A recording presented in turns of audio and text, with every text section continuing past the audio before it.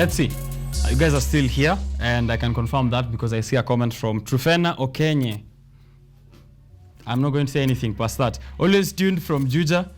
Thank you very much, Trufena, for tuning in to the show. Frank Major Minor. Hello, Duke of Biashara Tuesday. I'm following this educative show. I'm learning a lot on this newspaper review. That was a newspaper review that we just done with Paul Wambua. If you missed it, ensure that you're checking it out on Facebook as well. Anasema, watching from Thika, Igegania. Yeah, I know there. I've been there this morning. Thika, Igegania.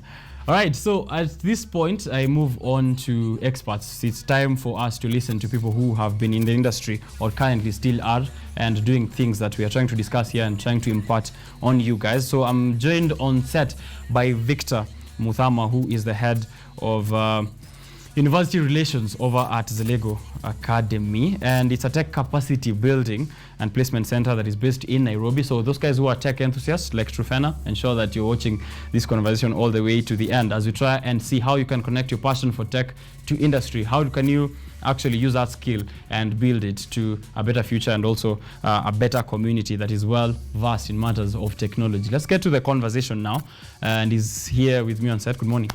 Good morning, Richard. Thank you for having me. I'm glad to have you here. Yes. How are things over at Zalego?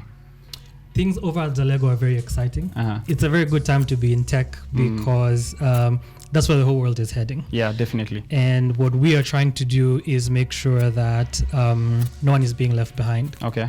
We've been seeing in the recent times that technology is advancing faster than humans are adopting to the technology we are creating. That's true. That's true. So what we're trying to do is bridge that gap and make sure that we are training on skills and giving knowledge to people in as fast and as efficient a way as technology itself is advancing. All right. So you're keeping tabs to technology. With technology, you have to. You have to. Right. Because you see, new innovations are coming up every other day. Every other week, there's a new startup, there's a new process of doing something, there's a new project, there's a new system. You cannot rely on historical knowledge when it comes to tech. Right. With tech, you have to keep tabs or you're left behind. And that's what we're trying to solve. You're saying that there is a lot that is coming out, innovations, startups, and all of that. Yeah. Is any of it coming out of Zalego? Definitely. If you just do a quick run on Google Play Store, all right, and search for Zalego Academy, okay, you will see the plethora of applications that we've been able to develop.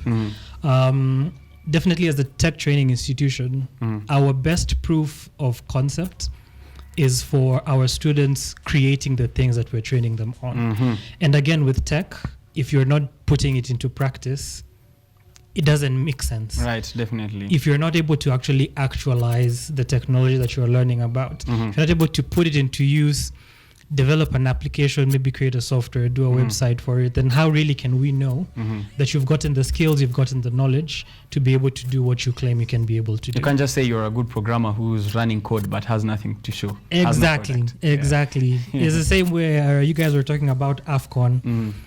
You cannot claim to be a good football player if you don't have goals, you don't have assists, you don't have titles. Right, definitely. Kind no of matter like how good Manchester United. But you cannot claim to be you cannot claim to be a good footballer or a good football team if you don't have something to show for it. Right. And it's the same thing with tech. All right, definitely. Now, how are you doing that at Zalego? What kind of programs do you offer, and how are you building that capacity for skill vis-a-vis industry?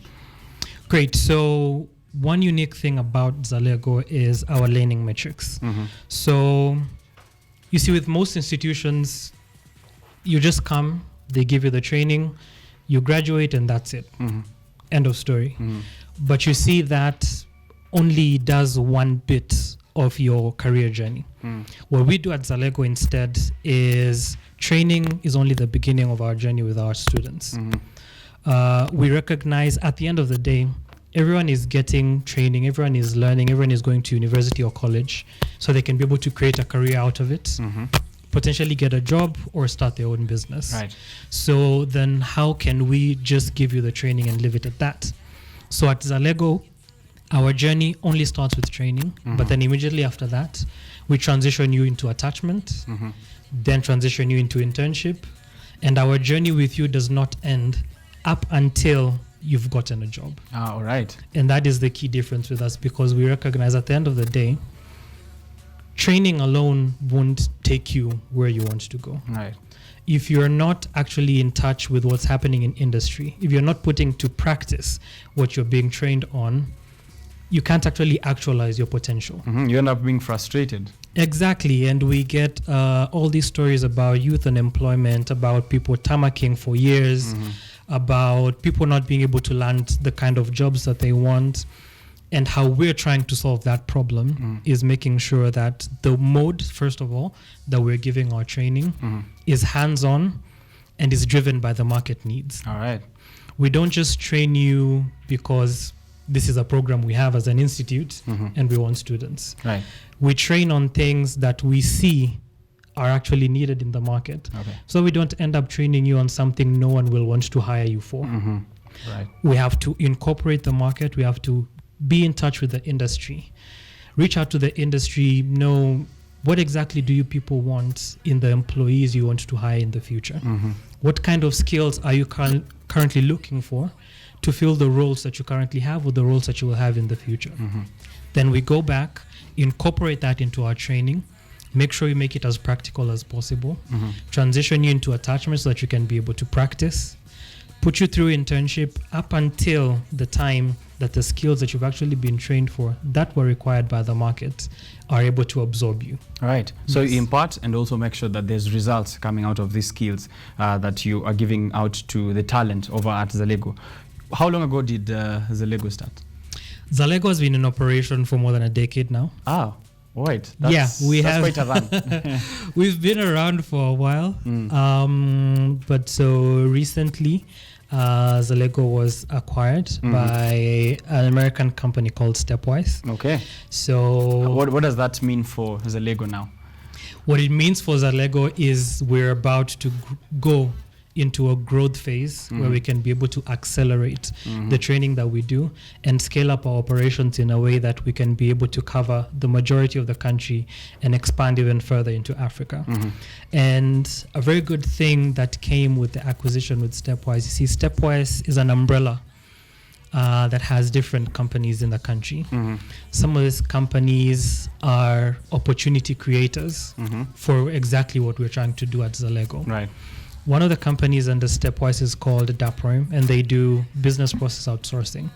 So what that means is that they take projects from larger businesses that are either too complex or time consuming for them to do, so they outsource it to other people.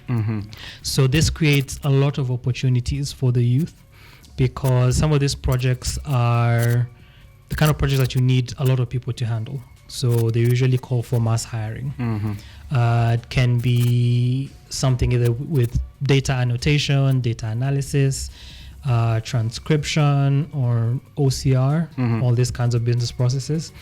And so this gave a very good avenue for the people we are training at Zalego to transition into now attachment, internship, or placement. Right. So quite a collaborative move there. Exactly, yes. Okay. Yes. So that's good. Who is designing the curriculum over at Zalego? And what kind of, because we've been speaking about skills that you're imparting, what kind of programs exactly, if we can have a rough outlook into it? Sure. So again, like I was saying, the programs that we're currently offering are programs that we're trying to be futuristic. We're trying to prepare for the future.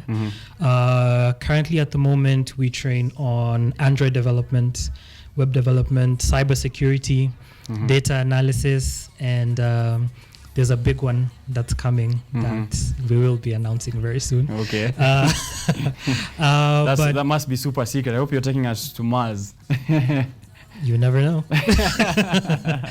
But right. The kind of programs that we're training on are programs that we're trying to prepare for the future for. A report by the World Economic Forum on the future of careers had listed down like a number of new areas or advancing areas that are going to take over the career field in the next 10, maybe 20 years. I'm sure most or not, if not all of them, are in tech.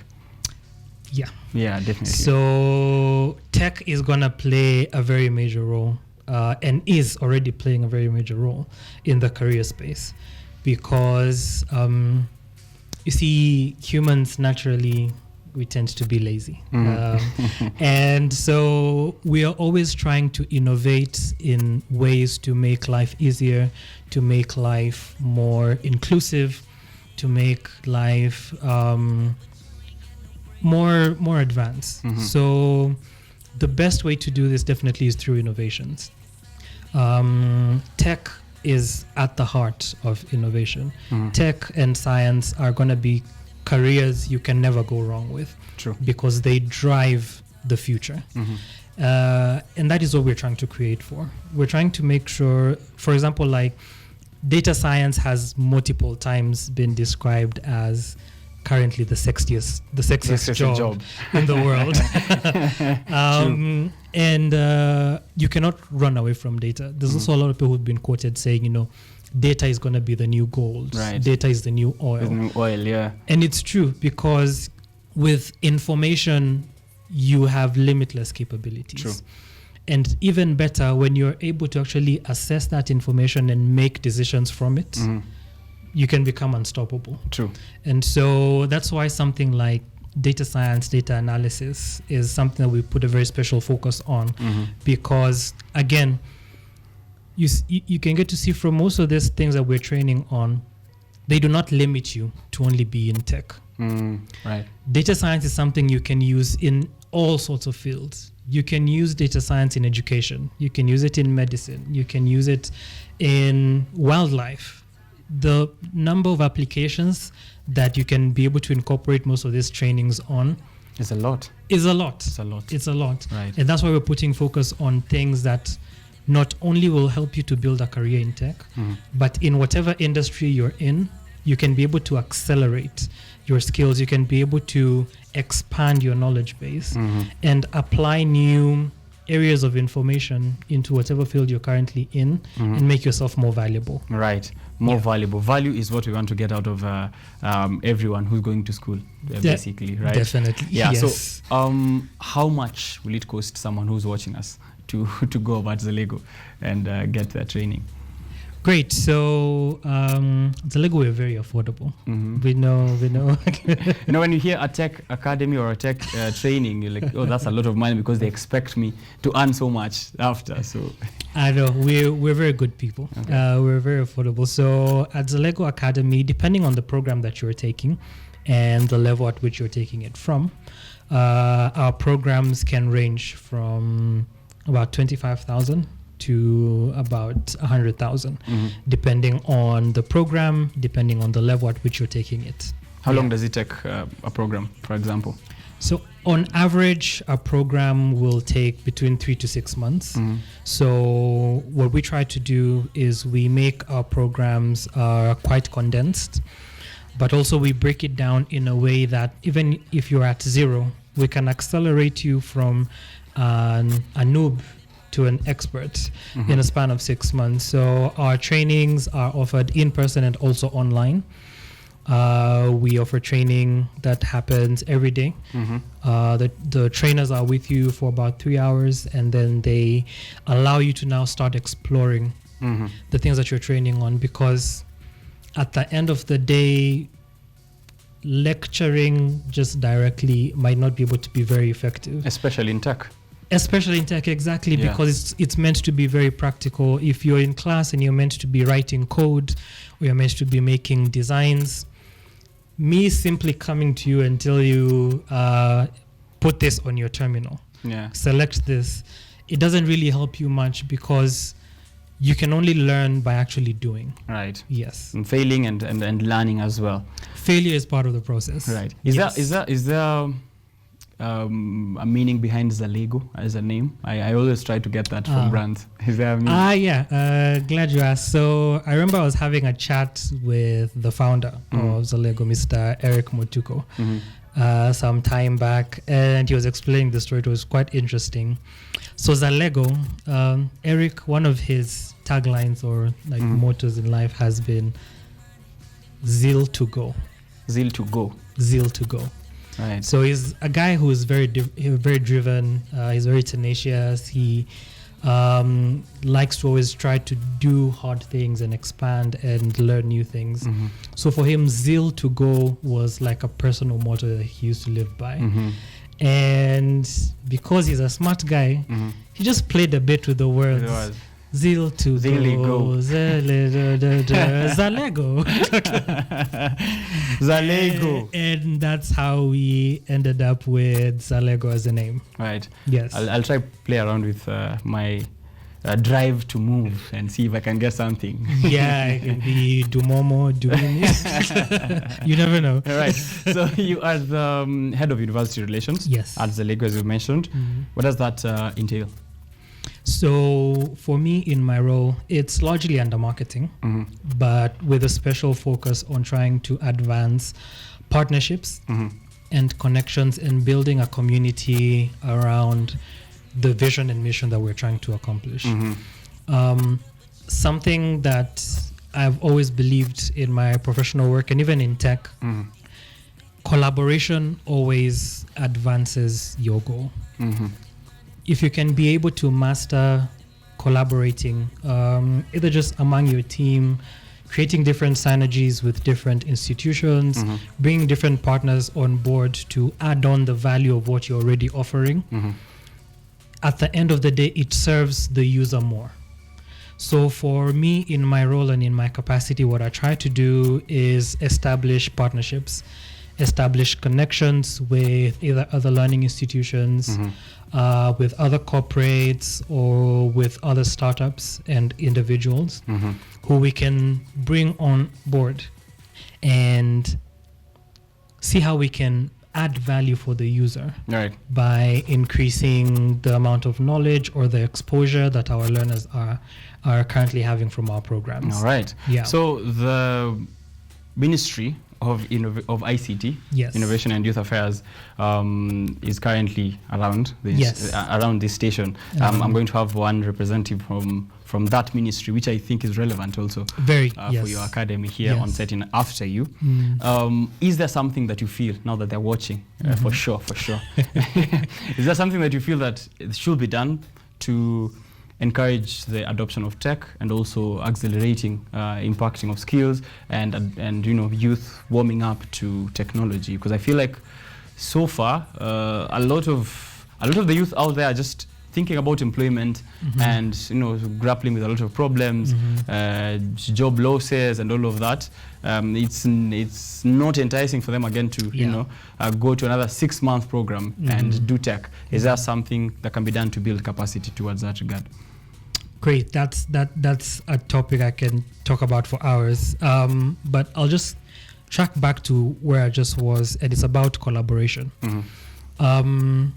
With something like tech, there cannot be a silo, or there cannot be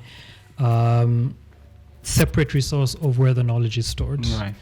We have to, first of all, decentralize the knowledge that exists with tech, and also move with the times. So one thing that can happen at a national level is creating a proper environment for innovation. We've gotten to see a lot of stories about people who've worked very hard, come up with brilliant ideas and brilliant solutions, but either there is little to no support or for them to actually bring these things to fruition. The recent, for example, digital media tax that was introduced. DST, yes. That was very, very controversial. Definitely. Something like that stifles innovation because for this person who is learning app development and wants to create a solution online to solve a particular problem and definitely wants to create a business out of it, when you start introducing such impediments to that process of innovation, it's quite discouraging. So what I would like to see, first of all, is more support for innovation, creating a better room for people to be able to actualize solutions that they are currently creating. All right. From an education point of view, I've interacted a lot with the public sector in education, and one thing I can tell you, the bureaucracy is very heavy, very heavy. All right. And this applies to curriculum too. Mm-hmm. You see, for a curriculum change to occur, I remember I was having a chat with someone from Kenya Institute of Curriculum Development, and it can take an average of 7 to 20 years for a To do a curriculum change. to occur in a public institution. Wow, that's a long time. Imagine the kind of technological change and advancement that happens in the world in a span of 7 to 20 years. That's mind-blowing. Exactly. Kapita na wakati kabisa. Exactly. So one, it also has to come down to the ministry where we are creating more room for such learning to be a bit more flexible.